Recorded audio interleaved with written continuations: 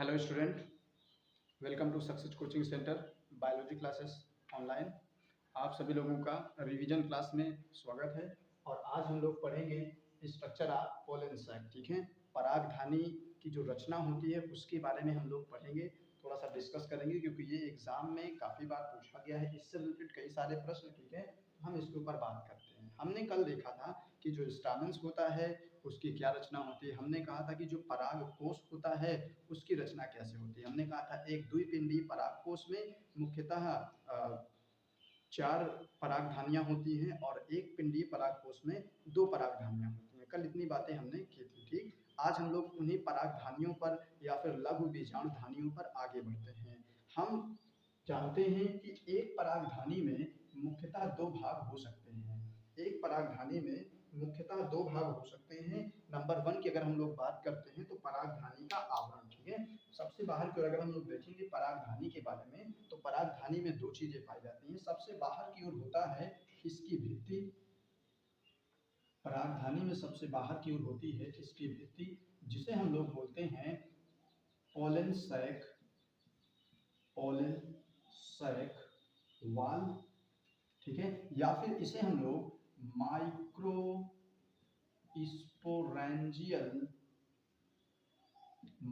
Sporangial वाल भी कहते हैं, लघु बीजाणुधानी भित्ति कहते हैं। ठीक है, और जो दूसरा होता है उसे हम लोग बोलते हैं बीजाणु जन ऊतक। इसको इंग्लिश में कहते हैं स्पोरोजीनस टिश्यू। तो इस तरीके से आपको पता चला कि 2 चीजें परागधानी में हो सकती है। सबसे बाहर की ओर परागधानी की बाउंड्री होगी चारों तरफ से, जो परागधानी को कवर करके रखेगी।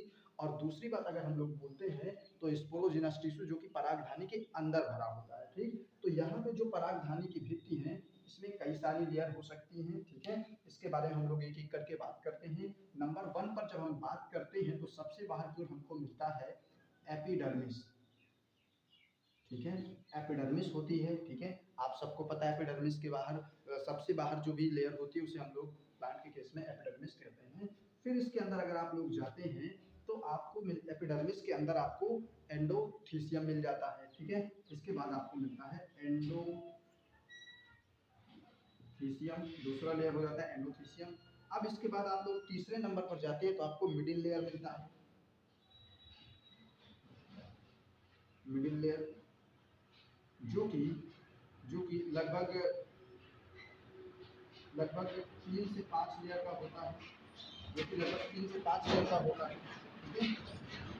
फिर उसके बाद मिडिल लेयर होता है, आप सीधे समझे कि सबसे बाद तो एपिडर्मिस होता है, फिर उसके बाद एंडोथीसियम होता है, फिर उसके बाद मिडिल लेयर होता है और सबसे अंदर की ओर होता है tapetum.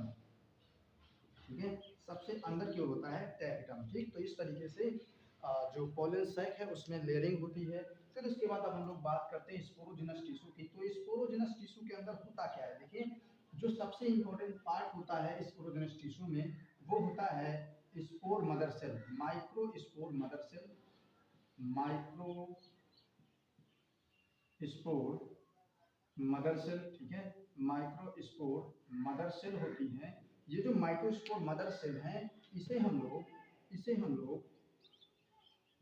Pollen gran mother cell भी कहते हैं, पोलन ग्रैन मदर सेल भी कहते हैं। और याद रखिएगा ये जो पोलन ग्रैन मदर सेल है इसमें लगातार विभाजन होता है। कैसा विभाजन होता है? अर्धसूत्री विभाजन होता है। कैसा विभाजन होता है? अर्धसूत्री विभाजन होता है। अब ये जो अर्धसूत्री विभाजन हुआ इसको हम लोग इंग्लिश में बोलते हैं मियोसिस। ठीक है, इसे हम लोग इंग्लिश में बोलते हैं मियोसिस।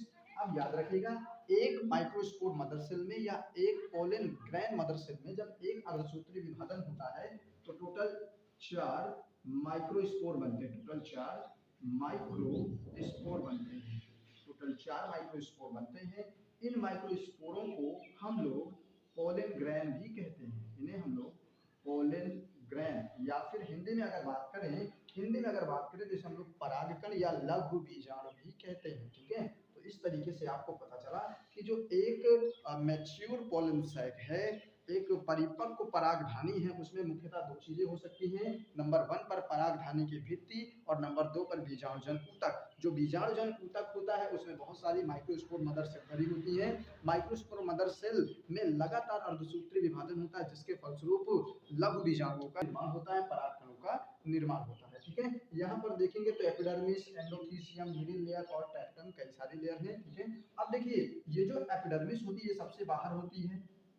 इसके नीचे कुछ लंबी कोशिकाओं का, चपटी कोशिकाओं का बना हुआ दूसरा लेयर होता है जिसे हम लोग एंडोथीसियम बोलते हैं। ये जो मिडिल लेयर है ये मध्य स्तर होता है। ठीक है, पोषण में काम आता है ये। उसके बाद टैक्टम जो है ये मुख्य रूप से पोषक का काम करता है। ठीक है, और ये पोषण प्रोवाइड करता है किसको?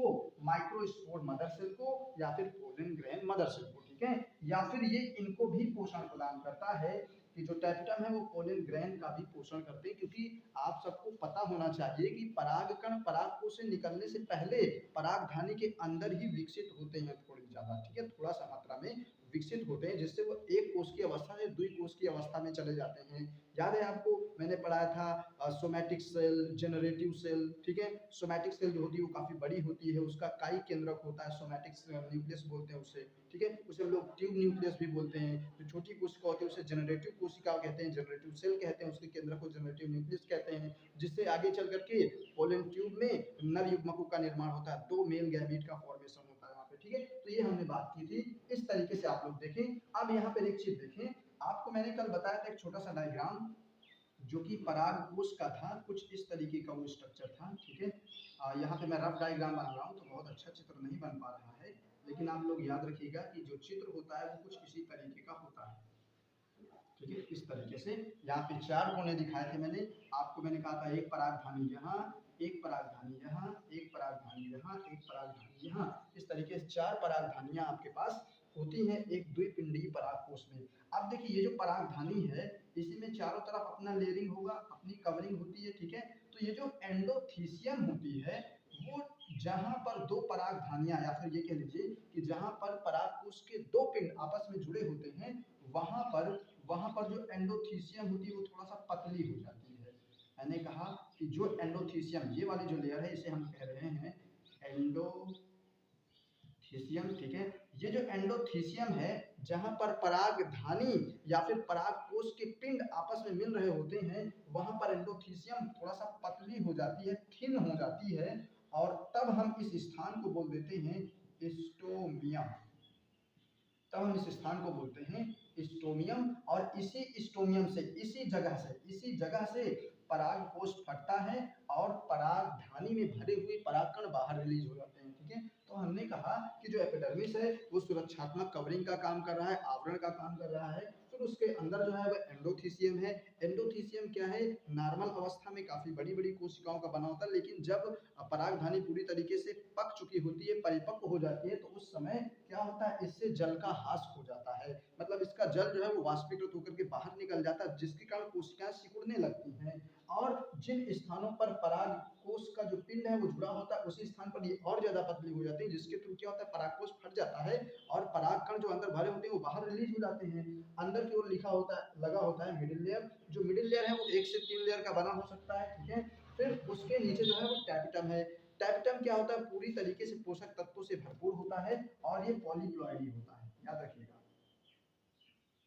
पॉलीप्लॉइडी होता है। इसका मतलब क्या है? बहुगुणित होता है। इसके अंदर जो है केंद्रकों की संख्या एक से अधिक होती है, कई सारे केंद्रक होते हैं। ठीक है, पोषक तत्वों से ये भरपूर होती है और पॉलीप्लॉइडी होती है। ठीक, तो अब हमने कहा ये जो टैप्टम है ये पूरी तरीके से पोषक तत्वों का काम करती है। टैप्टम दो तरीके की होती है, याद रखिएगा टैप्टम जो है वो दो तरीके की होती है। कौन कौन सी?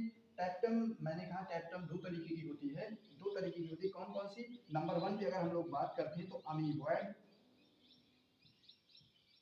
Amoeboid tapetum. ठीक है, जिसे हम लोग प्लाज्मोडियल भी कहते हैं, इसे हम लोग प्लाज्मोडियल भी कहते हैं। ठीक है, इसे हम लोग प्लाज्मोडियल भी कह देते हैं, प्लाज्मोडियल टैपिटम भी कहते हैं। ठीक है, और नंबर 2 पर आ जाता है, नंबर 2 पर आ जाता है secretory tapetum. Secretory tapetum, secretory tapetum आ जाता है, ठीक है। अब जो सिक्रेटरी टैप्टम है वो क्या करता है, कुछ विशेष तरीके का तरल पदार्थ स्रावित करता है जो परागधानी में अंदर की ओर रस रस करके जाता है और पोषक तत्वों के रूप में सभी का पालन पोषण करता है, ठीक है। लेकिन जो अमीबॉयड टैप्टम होती हैं वो क्या करती हैं, वो टैप्टम से निकल जाती है, मतलब छूट जाती है, इनका रिलेशन टैप्टम के साथ हट जाता है।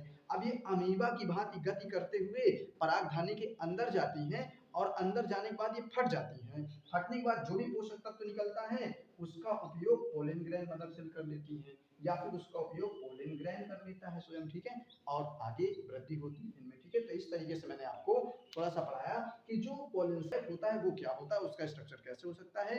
ये पूरा का पूरा डायग्राम बेस्ड है, ठीक है। तो मैं इसका डायग्राम कल बना के रखूंगा, आप लोग आराम से आके देखिएगा। फिर उसके बाद हम लोग अगले टॉपिक पर बात करेंगे, माइक्रोस्पोरोजेनेसिस क्या होता है। हम लोग कल माइक्रोस्पोरोजेनेसिस के बारे में बात करेंगे, ठीक है। तो तब तक के लिए धन्यवाद, देखते रहें, चैनल से जुड़े रहें। और हाँ, एक चीज बता दूं मैं, जो लोग भी हैं चैनल को फटाफट सब्सक्राइब कर लें क्योंकि अब रेगुलर रिवीजन पॉइंट्स आएंगे, ठीक है। हाँ, मैं पूरा सीक्वेंस नहीं दूंगा, मैं एकदम क्लियर कर देना चाहता हूँ कि मैं कोई भी सीक्वेंस नहीं दूंगा, मैं उन्हीं चीजों पर ज्यादा फोकस करूंगा जो बोर्ड एग्जाम में आने वाली है, ठीक है।